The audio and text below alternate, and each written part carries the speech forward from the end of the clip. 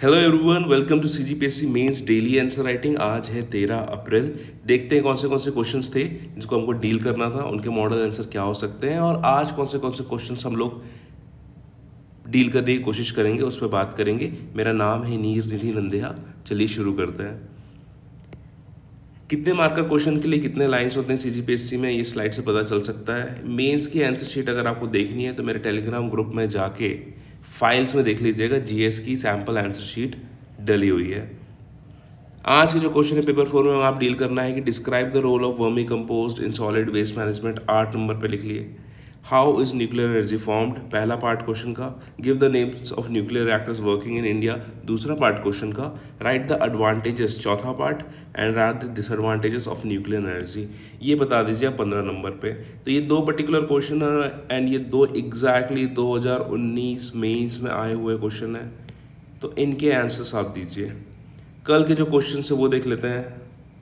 कल का जो क्वेश्चन था, सबसे पहला क्वेश्चन ये था कि how is e governance beneficial to common man, ये 4 नंबर में क्वेश्चन पूछा हुआ था। And write names of common diseases of Indian crops, ये पूछा गया था 4 नंबर पे। और ये दोनों जो क्वेश्चन थे पेपर 4 के थे। पेपर 4 पार्ट 3 से हम लोग डील कर रहे हैं इस हफ्ते। तो ये दोनों क्वेश्चन मैंने दिया गया था और मैंने आप लोगों के आंसर्स देखे एंड मोरलेस अच्छे आंसर्स थे आपके। मेरे साइड से क्या क्या पॉइंट इसमें आने चाहिए थे, कौन से वैल्यू एडिशंस हो सकते हैं, किस प्रकार के कीवर्ड्स या जार्गन्स आप यूज़ करते कि आपका जो आंसर है वो ज़्यादा प्रेजेंटेबल लग सकता था, वो मैं आपको बताता हूँ। सबसे पहला कि ई गवर्नेंस के बारे में बात करते हैं। तो ई गवर्नेंस के बारे में चीज़ क्या है कि इसमें पूछा गया था कि how is e governance beneficial to common man. इसका जो आंसर है सेम होगा कि what are the advantages of e governance. ठीक है, चीज़ें मोल्ड हो सकती है सीजीपीएससी में। क्वेश्चन 1 हो सकता है, क्वेश्चन 2 हो सकता है। एक क्वेश्चन को फ्रेम करने के इन्फिनाइट तरीके हो सकते हैं, लेकिन यूजुअली इनके जो आंसर्स होते हैं वो ऑलमोस्ट सेम होते हैं। जैसे 2 आंसर्स आप लिख रहे हैं किसी पर्टिकुलर टॉपिक के, तो इसमें ऑलमोस्ट सेम आ सकता है आपके आंसर्स।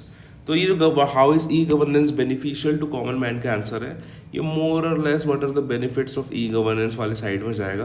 तो देखते हैं कि कैसे आपको आंसर्स लिखना चाहिए था।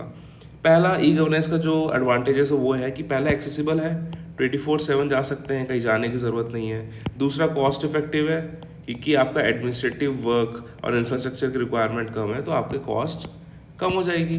तीसरा ये है कि reduces paper work. Paper work क्या है कि अब ई गवर्नेंस हो रहा है तो ज़्यादा दस्तावेज की ज़रूरत नहीं है, आपने अकाउंट बना दिया तो आपका सब कुछ वहाँ पे सेव रहता है। ठीक है, उसके बाद क्या होता है कि ईजी ट्रैकिंग।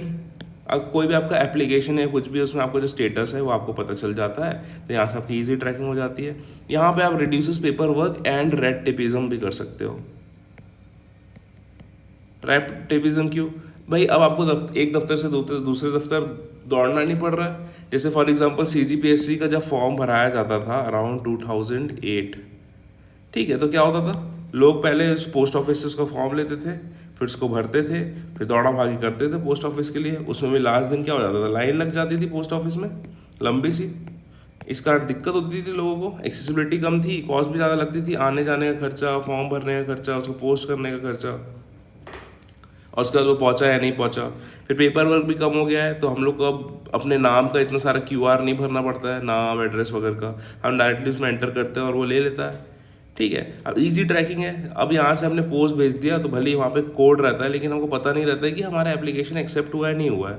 हम वेट करते थे 2008 के आसपास कि एडमिट कार्ड आएगा घर, तब तो अपन देखेंगे। लेकिन अब ऐसा होता है कि डायरेक्टली सबको पता चल जाता है कि एडमिट कार्ड आ गए हैं। इस प्रकार की मीम्स बनते रहते हैं, तो हम लोग को समझ में आ जाता है कि भाई हाँ एडमिट कार्ड आ गया है, हम लॉगिन करते हैं और निकाल लेते हैं अपनी चीज़ों को।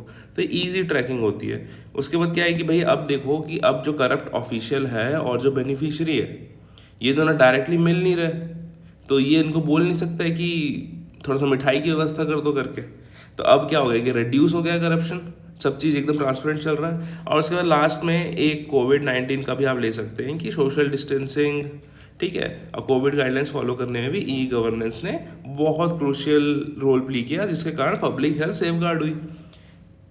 एक फंडामेंटल मैं बता दे रहा हूँ, अगर आपको अभी और अगले पीएससी में, अभी 2000 लगभग जितने भी आने वाले पीएससी हैं उसमें आपको अच्छा स्कोर करना है, तो आपको कुछ कुछ चीज़ें याद रखनी है। ठीक है, डायमेंशंस। आप हमेशा वुमेन पे बात करेंगे, marginalize section SC ST and person with benchmark disabilities, इन पे बात करेंगे। कोविड पे बात करेंगे, ठीक है। और उसके बाद आप किस पे बात करेंगे, आप बात करेंगे गवर्नेंस पे या गवर्नमेंट के इनिशिएटिव पे। इन चीज़ों पे आपने कमांड कर ली ना तो आपको कोई भी आंसर ज़्यादा इंक्लूसिव लगेगा, ठीक है। और किसी भी चीज़ के एडवांटेजेस और डिसएडवांटेजेस पे अगर आप ये कर रहे हो ना कि किसी भी टॉपिक को वुमेन से रिलेट कर ले रहे हो, SC ST PWBD से रिलेट कर ले रहे हो, COVID-19 से रिलेट कर ले रहे हो और उस पर रिलेटेड गवर्नमेंट इनिशिएटिव बता दे रहे हो और साथ ही साथ एक बैलेंस अप्रोच दे रहे हो जिसमें पॉजिटिव और नेगेटिव व्यू रख रहे हो उस पर्टिकुलर चीज़ के बारे में, तो मान के चलिए कि वो बहुत अच्छा आंसर बनेगा।